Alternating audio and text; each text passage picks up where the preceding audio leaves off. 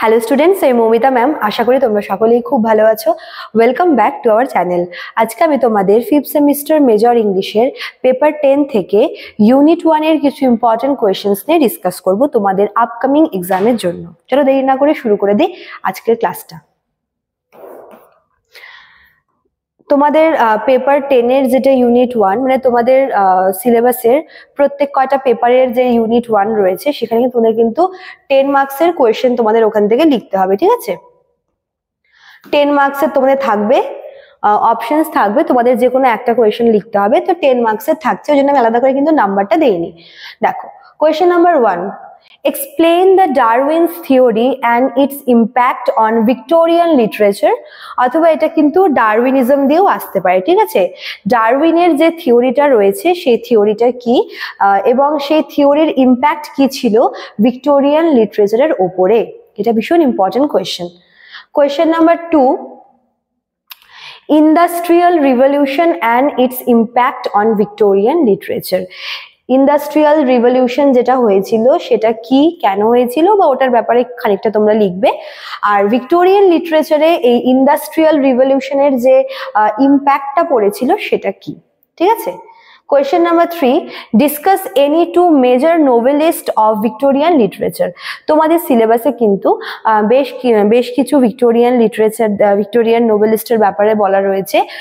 Normally হচ্ছে এক্সামে এখানে একটু ঘুরিয়ে দেয়, এভাবে বলতে পারে যে ভিক্টোরিয়ান নোভেলিস্টদের কন্ট্রিবিউশন চায়, বা ম্যাক্সিমাম ক্ষেত্রে যেটা আসে সেটা হচ্ছে কারা কারা এই সময় নোভেলিস্ট ছিলেন এই সময়, এবং যে কোনো দুজনের কিন্তু আর কি ব্যাপারে চায়, ঠিক আছে?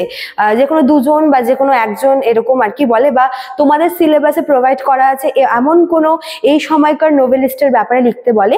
তোমাদের কিন্তু এই কোয়েশ্চেনটা যারা অলরেডি আমার পেইড ব্যাচে রয়েছে তোমাদের আমি দিয়ে দিয়েছি।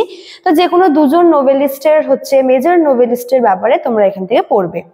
Question number 4, role of colonialism in Victorian literature। এক সেকেন্ড, একটু স্পেলিং বলে একটু মিস্টেক হয়ে গেছে, অ্যাকচুয়ালি টাইপিং মিস্টেক। আচ্ছা, role of colonialism in Victorian literature. তো কলোনিয়ালিজম যে ব্যাপারটা ছিল এর ভূমিকাটা কি ছিল বা এর ইম্প্যাক্ট বা এর এফেক্ট, যাই হোক তোমরা কিন্তু ঘুরিয়ে পাবে কোয়েশ্চেনটা। আচ্ছা, question number 5, role of British empireism in Victorian literature, ঠিক আছে? ব্রিটিশ যে এম্পায়ার ছিল সেই ব্রিটিশ এম্পায়ারের রোল কেমন ছিল ভিক্টোরিয়ান লিটারেচারে, এই ব্রিটিশ মানে আর কি এই এম্পায়ারের যে রোল বা এর যে কন্ট্রিবিউশন ছিল সেটা এখানে বলেছে।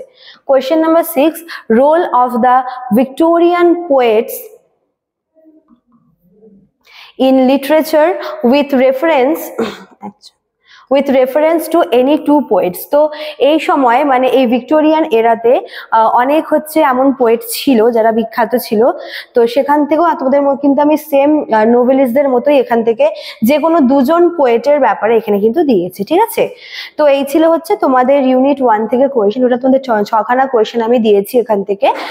তোমরা এখান থেকে একটা দুটো স্কিপও করতে পারো, বাট আমি বলবো তোমরা ইন্ডাস্ট্রিয়াল রিভলিউশনটা অবশ্যই পড়বে।